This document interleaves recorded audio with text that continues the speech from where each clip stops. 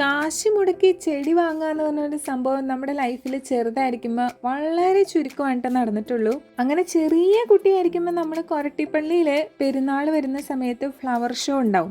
അതിനകത്ത് നമുക്ക് ചെടികൾ സെയിലിന് വെച്ചിട്ടുണ്ടാവും. 20 രൂപയ്ക്ക് 30 രൂപയ്ക്കൊക്കെ ആയിരുന്നു അന്ന് ചെടിച്ചട്ടിയിൽ റോസ് അടക്കമുള്ള ചെടികൾ നമുക്ക് കിട്ടും കേട്ടോ. നമ്മളത് വീട്ടിൽ കൊണ്ടുവന്ന് വെക്കും. ബഡ് റോസ് ആയിരിക്കും. അത് നേരെ ചുവന് നടാൻ പോലും അറിയുണ്ടാവില്ല. ആ ബഡുള്ള ഭാഗം അങ്ങ് കുഴിയിലോട്ട് അമർത്തി വെച്ച് അതങ്ങോട്ട് കംപ്ലീറ്റ് ഫില്ല് ചെയ്ത് നടും.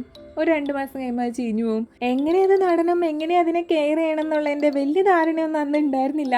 ഇനി എത്രയൊക്കെ ചീഞ്ഞു പോയെന്ന് പറഞ്ഞാലും എല്ലാ കൊരട്ടി പെരുന്നാളിനും പോകുമ്പോൾ ഒരു ബഡ് റോസ് വീട്ടിൽ കൊണ്ടുവന്ന് വെക്കുക എന്നുള്ളത് ഞങ്ങളുടെ ഒരു പ്രത്യേക വിനോദമായിരുന്നു. പിന്നീടാണ് മനസ്സിലായത് എങ്ങനെ നടണം എന്നും കാര്യങ്ങളൊക്കെ. കുട്ടിയായിരിക്കുമ്പോൾ ചെടി വാങ്ങുന്നത് വല്ലപ്പോഴായിരുന്നെങ്കിൽ ഇന്നത്തെ എൻ്റെ സ്ഥിരം കലാപരിപാടി ഇതൊക്കെ തന്നെയാണ്.